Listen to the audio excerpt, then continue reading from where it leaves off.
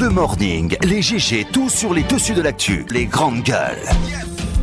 Parler beaucoup, manger l'argent, voyager beaucoup seulement, mais travailler beaucoup, créer des choses, emploi des jeunes, non, non, non. Les dirigeants africains, les dirigeants sont comme ça. Les grandes gueules. Vendredi 7 septembre, le plaisir pour nous de vous savoir nombreux à l'écoute de cette émission. Les Grandes Gueules, une émission à retrouver tous les soirs en prime, en rediffusion sur 99.3 Suite FM ici à Conakry, dans la zone de Conakry. Vous nous écoutez également à la radio sur l'ensemble du réseau synchronisé des médias d'Adafo Média en Guinée forestière 99.7, la même fréquence dans tout le Fouta, mais aussi dans tout le Kakadé 99 tout court. En Haute-Guinée, dans le Nabaya. Merci de nous rejoindre. 3 possibilités pour réagir à nos sujets. GG au 8037. Si vous êtes abonné Orange, 657 39 13 13. Précédé de l'indicatif de la Guinée, le 00224. Vous avez aussi la possibilité d'aller sur la toile, sur www.espacefmguinée.info, notre site internet, ou sur Twitter, #EspaceGG. Et derrière, nous ferons le devoir de prendre en compte vos réactions. Au menu, en ce vendredi, la Guinée dans l'attente de l'installation des exécutifs communaux, plus de 7 mois après la tenue d'élections locales contestées en partie par l'opposition. Malgré des accords et alliances conclus en voie de lettres par les différents états-majors politiques, selon les intérêts en jeu, le chemin vers cette installation reste jonché de quelques pesanteurs. Il en est des oppositions exprimées par quelques bases politiques au sujet de ces arrangements concernant le contrôle de certaines municipalités. Il en est aussi des déclarations prêtées à des autorités religieuses et traditionnelles, déclarations qui ont rajouté aux tensions entourant cette phase d'installation de nos nouveaux élus locaux. Et c'est le cas de la commune urbaine de Kindia qui continue de focaliser les attentions ici en Guinée. Comment réagit-il à toutes ces réticences exprimées à son sujet? On pose la question ce vendredi donc au principal concerné, en l'occurrence Monsieur Abdoulaye Ba, maire sortant de Kindia. Vous l'entendrez en exclusivité sur cette antenne dans cette émission ce matin. Baisse considérable sur le budget d'investissement de l'État, une situation qui préoccupe au sein de l'opinion guinéenne. Celle-ci se pose des questions à propos, alors que le gouvernement a récemment procédé à une augmentation du prix du carburant à la pompe, ce qui, aux yeux de plus d'un, devrait non seulement permettre à l'État d'engager plus de ressources, mais aussi d'atténuer le fardeau de ces subventions de carburant, notamment à Électricité de Guinée et EDG. Par ailleurs, au sein de l'opinion guinéenne également, on reste sceptique sur la croisade annoncée par l'actuel Premier ministre Kassory Fofana contre les prédateurs des deniers publics. Comment peut-on comprendre cette baisse du budget d'investissement?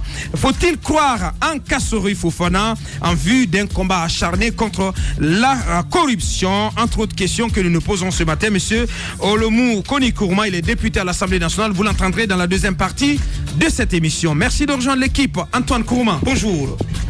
Bonjour Abakar, bonjour à tous. J'aimerais juste savoir si Etienne Tshisekedi est encore commissaire à la CENI. Parce qu'Etienne, pourquoi tu dis ça? C'est important de poser la question. Parce que lorsqu'un commissaire chargé des opérations à la CENI sort et confirme qu'il y a eu des pressions sur les magistrats qui ont fait qu'ils ont retiré ils ont annulé des PV des bureaux de vote, c'est très grave. Comment ça? Etienne Tshisekedi Comment c'est grave? Attendez que je finisse. Il fait des révélations, il dit clairement que l'actuel président de la CENI est sous pression du président de la République. Il répond à ce que dit le président. Il a dit clairement sur l'XFM. Abakar, si vous n'avez pas suivi une sortie, laissez qu'on vous informe, Abakar. Mais laissez-moi vous informer clairement. Alors je le dis, j'évite également que tu ailles dans le décor. La sortie d'Etienne est très grave. La sortie d'Etienne est très grave parce que j'ai comme l'impression qu'Etienne, étant vers la porte de sortie, a tendance à vouloir sortir d'une manière qui lui appartient. Oui, mais sur le cas des magistrats, il est non seulement contre le fait... Tu conviendras avec tout le monde ou avec moi sur le cas des magistrats que c'est quand même une lapalissade, que les magistrats ont subi des pressions par endroit. Mais lorsque le commissaire de la quand Etienne le rappelle, vous pensez que c'est... Lorsqu'il le rappelle 6 mois... En quoi c'est grave? Le rappeler 6 mois après, venant de la bouche mais même si c'est un an après, en quoi c'est grave? Les partis politiques... Mais attendez, Abakar Diallo. Etienne, peut-être 5 ans après ou 10 ans après, il peut écrire cela dans un livre ou dans ses mémoires. Mais pourquoi pas? Pourquoi attendre 6 mois après? Pourquoi tu dramatises? cela? Aboubacar Diallo, je ne te comprends pas. Non, comment ça? Si tu permets, Aboubacar, sincèrement, j'ai honte. J'ai honte, pas de toi. Dis ce que tu dis, mais de ce que tu veux, franchement. Dis ce que Voyez tu veux. ce qu'il y a. Oui. Voyez ce qu'il y a. Premièrement, on vous dit très clairement que les magistrats ont reculé. C'est la première gravité qu'il y a face à cela. Des magistrats qui ont prêté serment pour faire bien leur travail, qui reculent devant la pression de l'exécutif. Aboubacar, ça, ce n'est pas digne d'un homme qui veut servir son peuple. Pas? Toi, tu le savais pas? Aboubacar, mais quand ça sort de la bouche de quelqu'un qui est impliqué, mais foncièrement dans le processus électoral, c'est encore plus grave. Monsieur Étienne Soropogui attend 6 mois après. Pendant qu'on attendait de gens comme lui, qu'ils aient le courage de se lever et de réagir. Ce n'est pas du tout l'ordre du jour ce vendredi, mais ce qu'on va faire, on va appeler Étienne. Non, absolument, il faut l'appeler. C'est ce que j'ai dit. Vous n'attendez même pas que j'aille au bout de mes phrases et puis vous me lapidez. J'ai dit ce qu'on va faire, on va appeler Étienne, voilà, pour savoir un peu ce qu'il en est de ces propos qui font polémique. Voilà, et pendant que tu parles de mémoire, allez-y, Amadou Sow, oui, allez-y. Pendant que tu parles de mémoire, que fait-on des dégâts qui pouvaient être causés par ce silence-là? Ce silence de personnes qui savent qu'il y a de l'injustice qui est commise et qui choisissent de se taire et qui attendent leur vieillissement, leur décrépitude, pendant qu'on ne veut même plus les entendre pour écrire des mémoires. Les mémoires, ça sert à survivre pour beaucoup. Quand il va écrire ça, c'est pour que des gens achètent et qu'ensuite il trouve son pain quotidien. Moi, j'ai envie de dire, il faut sortir de cette logique qui veut que lorsqu'on est impliqué dans la gestion de l'État, on choisisse de se taire, même face à l'injustice la plus inadmissible, et qu'après on dise, on va écrire des mémoires pour dire, pour informer la jeunesse, pour leur dire ce qu'a été leur histoire. Une histoire dont la jeunesse aura honte à l'avenir. C'est une histoire dont on ne veut pas. Merci Tamba. Allez-y Antoine, allez-y au bout de vos explications. Pour peut-être, je veux juste rappeler qu'Étienne, dans sa sortie, s'est mis contre la recomposition de la CENI par rapport aux 14 membres. Selon lui, ça va forcément faire jaser dans les jours à venir, parce que lorsqu'on dit que l'opposition doit présenter 7 commissaires à la CENI, l'UFDG aura 4 membres au total, l'UFR 2 et le PDN un seul membre. On a posé la question de savoir si le bloc libéral peut être concerné par cela. Étienne a affirmé que le bloc libéral ne répond pas aux critères pour être membre à la CENI. Alors, le PDN qui est considéré... Oui, c'est vrai, parce que le BL n'est pas à l'Assemblée nationale. C'est vrai, selon les accords trouvés entre les partis politiques. Mais lorsque l'UFR est considéré comme parti d'opposition, ceux avec lesquels n'est pas d'accord l'UFDG, j'attends de voir ce que vont dire les acteurs politiques les jours à venir. Mais ce qu'il faut dire, c'est que la sortie de ce commissaire de la CENI, qui n'occupe pas un poste non des moindres à la CENI, qui est directeur des opérations, faire une telle sortie et confirmer que le président de la CENI subit des pressions de la part de l'exécutif, pour moi c'est une sortie qui mérite réflexion. Merci Antoine. Ce qu'on va faire, c'est d'inviter carrément Étienne Soropogui dans cette émission dès la semaine prochaine. La grosse actualité, Mohamed Ali connaît plutôt, c'est ce grand oral Kassori Fofana, le Premier ministre sur ses 100 jours, c'était hier, face à des journalistes sur un plateau à la télévision nationale. Très bien, bonjour Aboubacar. Bonjour. C'est ma première fois. C'est vrai, bonjour, Antoine m'a empêché de saluer tout le monde. Oui, bonjour à Mohamed Ali. Bonjour Aboubacar. Donc, j'ai envie de dire à propos de Kassori, donc directement dans le sujet, que c'est un monsieur que je respecte parce que il est tellement élégant. Dans ses habillements et dans ses paroles, il est capable de vous convaincre, vous faire croire que ce que vous ne croyez pas. C'est pas ce qui est important, mon mais laissez-le développer son raisonnement, s'il vous plaît, non. Son élégance ne nous intéresse pas. S'il te plaît, Antoine. J'ai l'impression qu'il y a des personnes ici qui vont s'opposer contre l'article 7 de la Constitution qui donne la liberté d'expression à tout le monde. Je le dis et je le répète. Je le respecte par son élégance et même dans la parole. Ne fais pas le moine. Oui, mais sans l'habit, on ne reconnaît pas le moine.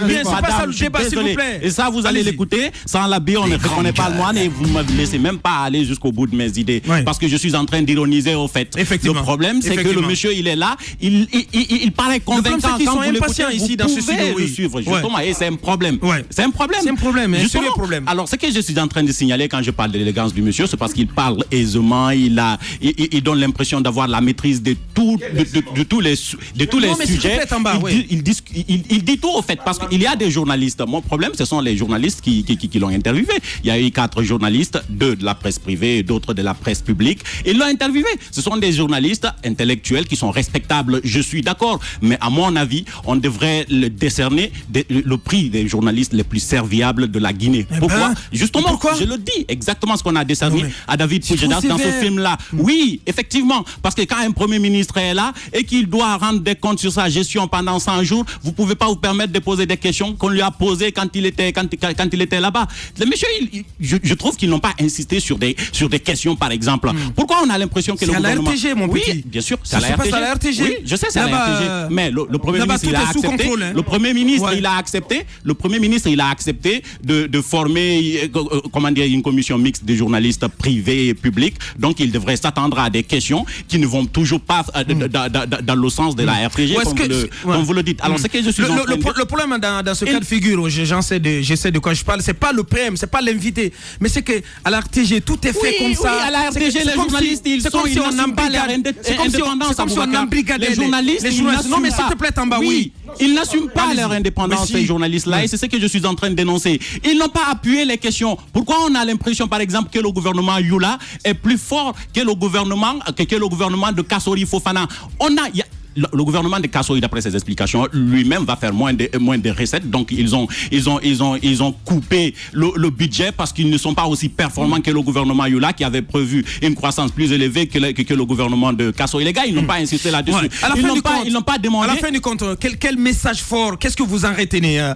Qu'est-ce que vous retenez de ce? Oui, je vais le dire tout à l'heure, mais j'ai envie de souligner, signaler surtout qu'ils n'ont pas insisté du fait que seulement 8% du budget de la présidence ont été diminués, mais on a diminuer 15 à 16% du budget de l'agriculture, des travaux publics. Vous avez vu l'état de nos routes? 15 à 16%. C'est ce qui est très inquiétant. Et justement, on a diminué sur le budget de la reconstruction des universités de l'Abbé et de Conakry. Vous vous souvenez qu'on n'oriente plus les bacheliers dans les institutions privées. Alors ça va dire, qu'est-ce qui va arriver avec ces... Moi, je pense plutôt que le Premier ministre Kassori, il doit renouveler cette conférence de presse, mais cette fois-ci d'une autre façon. Il doit être en face des journalistes qu'il n'aime pas, si je peux le dire comme ça, des journalistes capables de lui poser des questions, les vraies questions. Oui, les vraies questions de la nation, la façon dont les gens parlent, comme ça, il saura, si c'était un sondage qu'il voulait faire, il saura exactement ce que la population pense de lui. Parce que vous savez quoi, les interviews complaisantes n'ont jamais servi à rien. Merci Mohamed Ali. On va aller d'abord sur les aspects généraux parce que derrière, on va s'intéresser au message fort parce que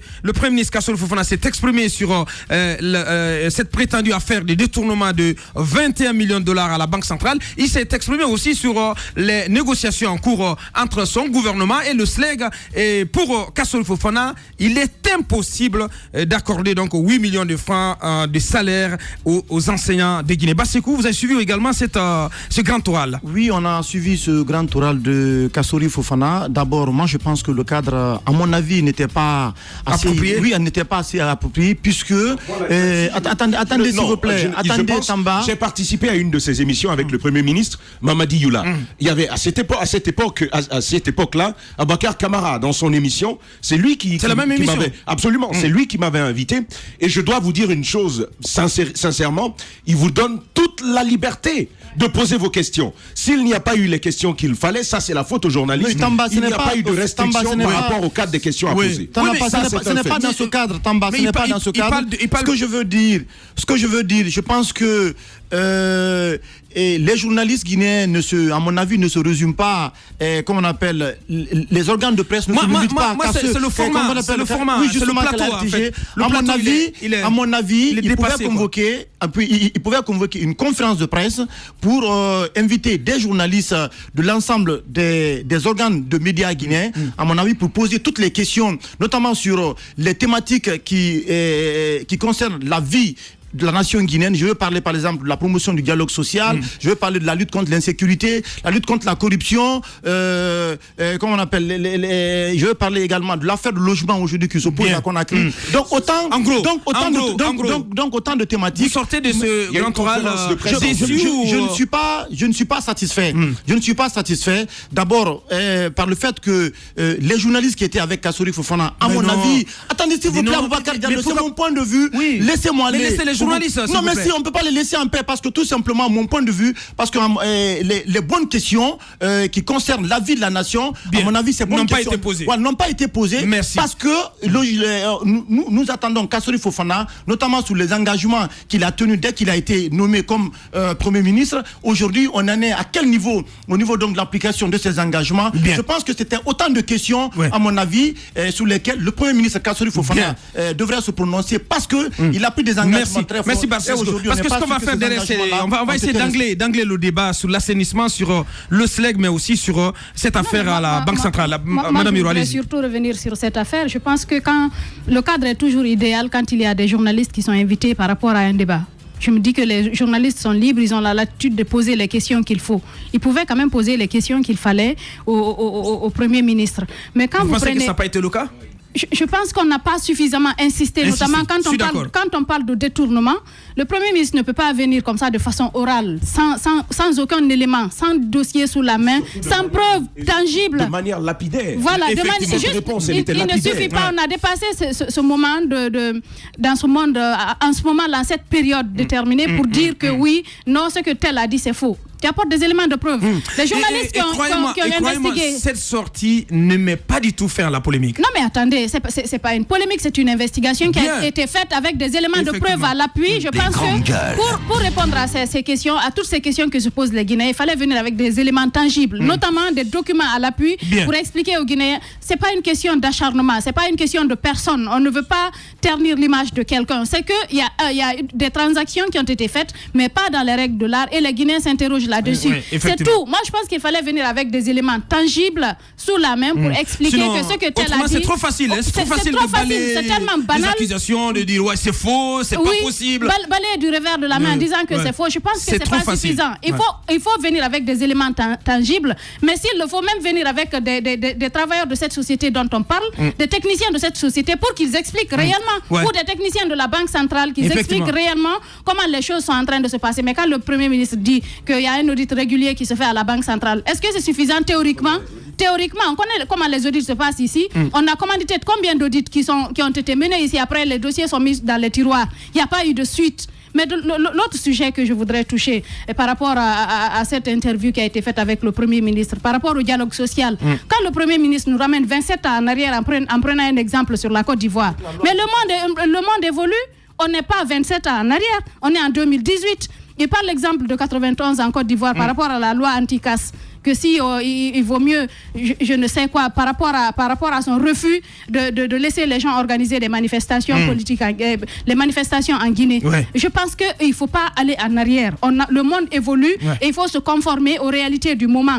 Quand les gens demandent à manifester, c'est consigné dans notre constitution. Il faut savoir comment ça devrait se passer. Par exemple, les manifestations sociales qui s'organisent ici, est-ce qu'il y a des casses qui se font? Il n'y a pas de casses. On ne peut pas mettre tout le monde dans le même panier, interdire de façon générale toutes les manifestations. Il y a des citoyens qui ont besoin de s'exprimer en faisant des sittings, des meetings, en faisant des marches pacifiques qui ne sont pas forcément soldées. Pour vous, cette communication du PM, c'est un raté. C'est un gros raté. C'est un raté.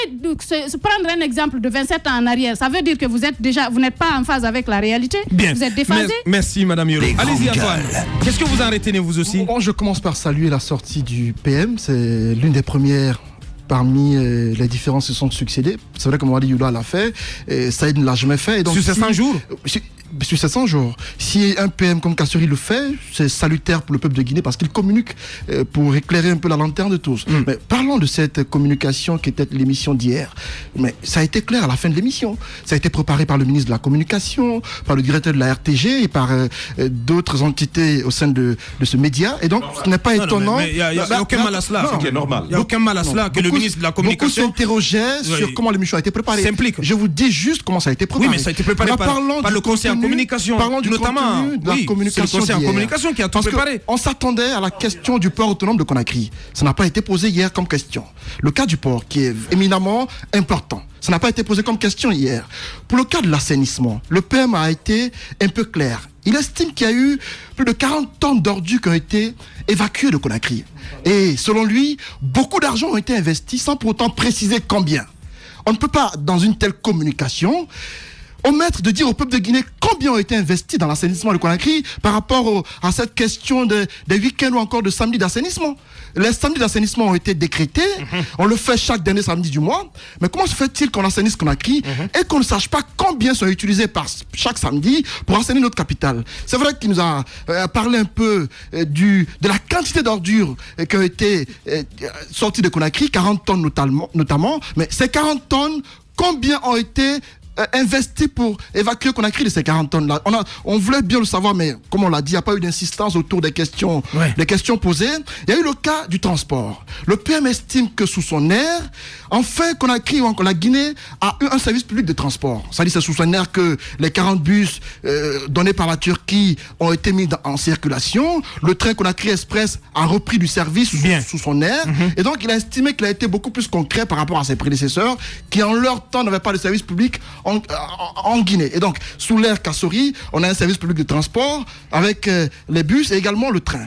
Mais parlons surtout du cas de la BCRG, parce que le Premier ministre a semblé dire que l'enquête menée par les journalistes n'était pas fondée et que c'était foncièrement faux, c'est-à-dire sans pour autant apporter d'éléments de preuve, parce qu'il a estimé que dans ce pays il y a trop de rumeurs, et donc il a pris le soin d'appeler et comprendre ce qui n'allait pas. On lui a expliqué qu'il n'y avait pas eu de détournement à la Banque centrale, et il s'en tient à ça pour dire que les comptes de la Banque centrale sont certifiés, et donc il n'y a eu aucun détournement tel que stipulé par les journalistes, sans pour autant nous dire quels sont les éléments qu'il a sous la main pour contredire l'enquête des journalistes. L'autre chose, pour clore peut-être, c'est que lorsque le Premier ministre, dans sa communication parlant de corruption, estime que les deux qui ont été révoqués de leurs fonctions, notamment Paul Moussa Diawara et Ousmane Camara de l'OGC, il estime, il a reconnu que ce n'est pas un dossier qu'il a initié, il a trouvé sur la table, et donc il n'a fait que poursuivre le travail de son prédécesseur. Mais lorsque j'ai entendu ces propos-là, mais ça me permet de dire que Kassori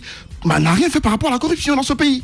On a estimé que Kassori a dit que c'est zéro tolérance pour la corruption, mais je me rends compte qu'il n'a pratiquement rien fait depuis les 3 mois qu'il est arrivé en fonction pour lutter contre la corruption. Si la révocation de Paul Moussa et de Ousmane Camara sont le fait de Mamadi Youla, mais qu'est-ce qu'il a fait Kassori pour lutter contre la corruption? Parce qu'il estime qu'il n'a aucune preuve contre les autres régies financières dans notre pays. Il ne faut pas aller trop vite en besogne non plus, Antoine. Pas du tout, mais parce qu'il n'y a rien qui est fait par lui. Non, mais il faut attendre de savoir ce qui va se passer. Allez-y. Le Premier ministre Kassori dépend de l'objectif. Au fait, s'il veut juste qu'on retienne que lors de ces 100 jours, il a fait une interview et avec une commission mixte de journalistes privés et publics, ça on peut le retenir. Comment ça, une commission mixte?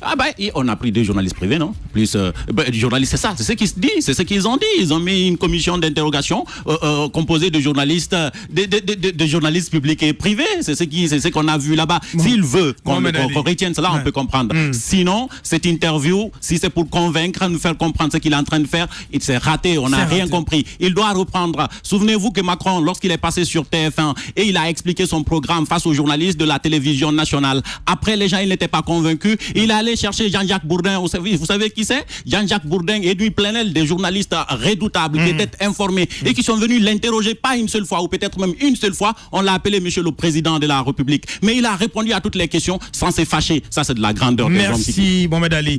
Tamba, le Premier ministre dans ce grand oral, il a abordé les questions d'assainissement, mais aussi il est revenu sur les négociations, et pour lui il est impossible pour son gouvernement de satisfaire à cette principale revendication du SLEG concernant un salaire de base de 8 millions de francs guinéens. Alors j'ai envie d'y arriver. Ça risque de faire tout à l'heure. Ça risque de déménager. Mais ce que je vais dire, je le dis à la décharge de nos confrères qui ont interrogé le Premier ministre. J'ai quand même remarqué que les journalistes ne sont jamais satisfaits d'interviews qui ne sont pas menées par eux-mêmes. Il y a toujours des remarques à faire. Edwidge Plenel et Jean-Jacques Bourdin, des journalistes, se sont levés contre ces 2 métronomes de l'interview en France, et ils ont dit qu'ils n'avaient pas suffisamment posé de très bonnes questions. Maintenant, revenons à ces bouts, à ces thèmes qui ont été abordés lors de l'interview par le Premier ministre. Moi, j'ai envie de commencer avec l'insécurité, dont il a dit qu'elle a reculé de 10 points.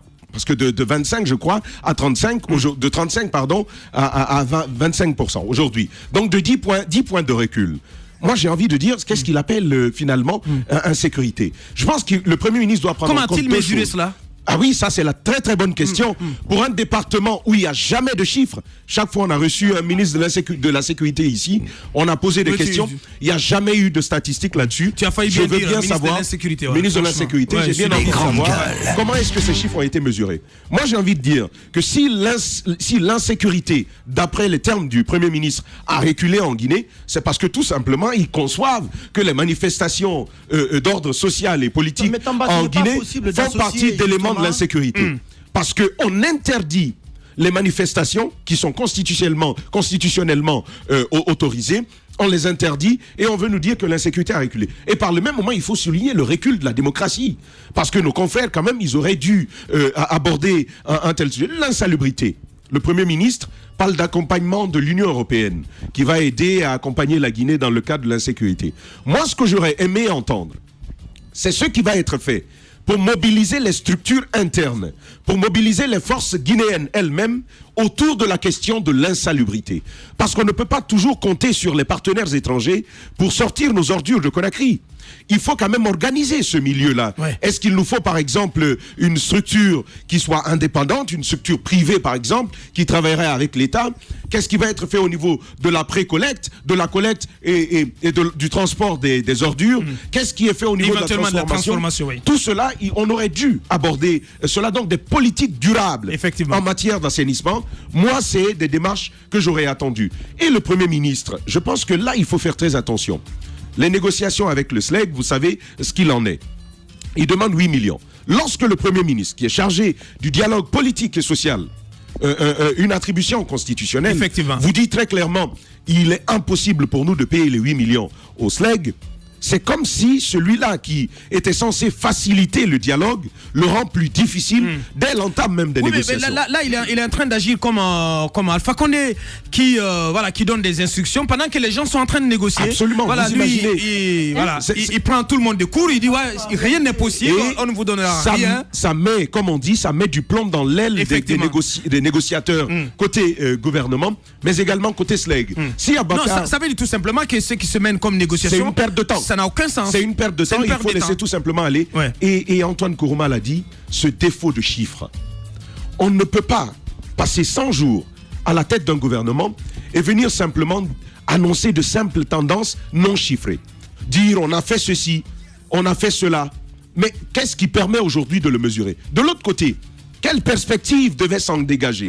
Il y a des actions qui ont été menées. Il a annoncé des grands... Il dit que le pays sera en chantier dès le début de l'année. Oui, mais ça, c'est depuis 2010. Ouais. C'est depuis 2010 qu'on nous a dit que le pays serait en chantier. C'est un peu aussi à l'Alpha Condé qui dit toujours on va faire, alors qu'on ne voit rien. Et Abouakar, je veux rapidement m'arrêter, si vous permettez, sur le dossier de la BCRG. On ne peut pas simplement venir sur des déclarations, des dénonciations aussi graves, des révélations aussi graves que celles que nous avons faites dans ce studio, et venir tout simplement utiliser une expression, c'est totalement faux. 4 mots pour bouter en touche tout ce qui a été dit et qui est consistant. Pourquoi c'est consistant? On dit aux Guinéens que des fonds qui devaient tomber dans les caisses de nos comptes du côté de Dubaï, une année après qu'ils aient quitté Conakry, ils n'y sont pas encore. Comment est-ce que vous expliquez ça? Le Premier ministre doit nous donner plus. Parce que de toute façon, lundi encore, on reviendra sur ce dossier-là. On peut continuer à nous tacler comme ça. L'affaire est loin d'être close, comme je le dis, de manière lapidaire. Mais de toute façon, je vois tous ces gars de RPG qui s'agitent dans des Français, mais tirés par le cheveu. Mais c'est incroyable. Moi, Ali Kodé qui me montrait un poste. Mais ça...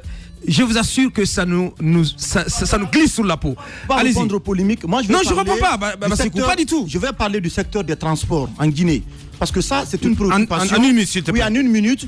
Et le Premier ministre dit qu'on a pu relancer Conakry Express, on a pu mettre en circulation une quarantaine de bus. Des bus de quelle qualité aujourd'hui? Vous le savez combien aujourd'hui sont en panne, avec également cette grève dans des travailleurs de Conakry Express du côté du ministère des Transports. Oui. Et également la question des dockers au niveau du port autonome de Conakry qui demande même le départ du ministre des Transports Aboubacar Souma. Je pense qu'au-delà de tout ça, aujourd'hui vous constatez que les ouverts de franchissement à l'intérieur du pays, vous le savez, sont en train de céder. Il annonce de grands travaux routiers. Non, attendez, s'il vous plaît.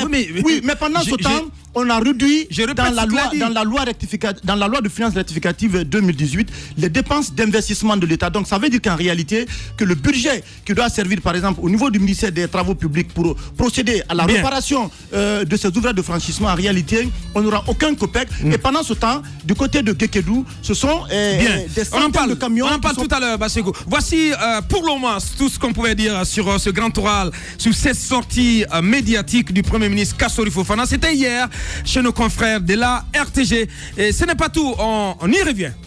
Radio Espace, les grandes gueules. Leur spécialité, c'est la démesure totale. Tant qu'ils ne changeront pas, nous ne changerons pas non plus. Les grandes gueules, à suivre tous les jours sur la radio d'opinion. Radio Espace.